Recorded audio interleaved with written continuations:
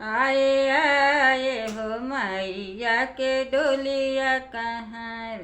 आए आए हो मैया के डोलिया कहाँ। कर हो मलिनिया माई के सिंगार। कर हो मलिनिया माई के सिंगार।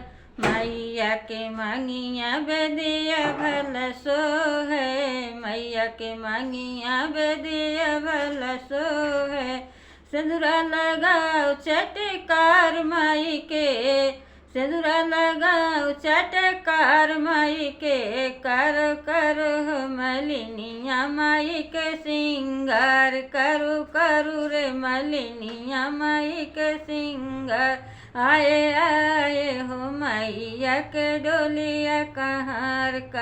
करू रे मलिनिया माई के सिंगार।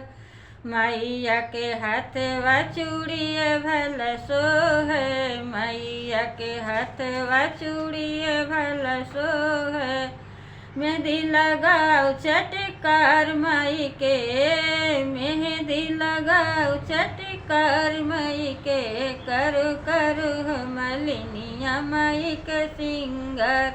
करू रे मलिनिया माई के सिंगार। आए आए हो मैया के डोलिया कहाँ।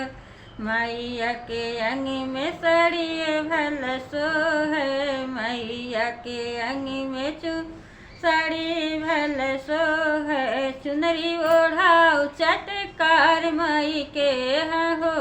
चुनरी ओढ़ाओ चटकार माई के। करो हो मलिनिया माई के सिंगार। आए आए हो मैया के डोलिया कहाँ।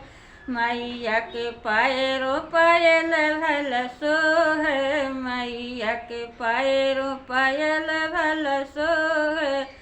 रंग न लगाओ चटकार माई के हो। रंग न लगाओ चटकार माई के। करो हो मलिनिया माई के सिंगार। करू हो मलिनिया माई के सिंगार।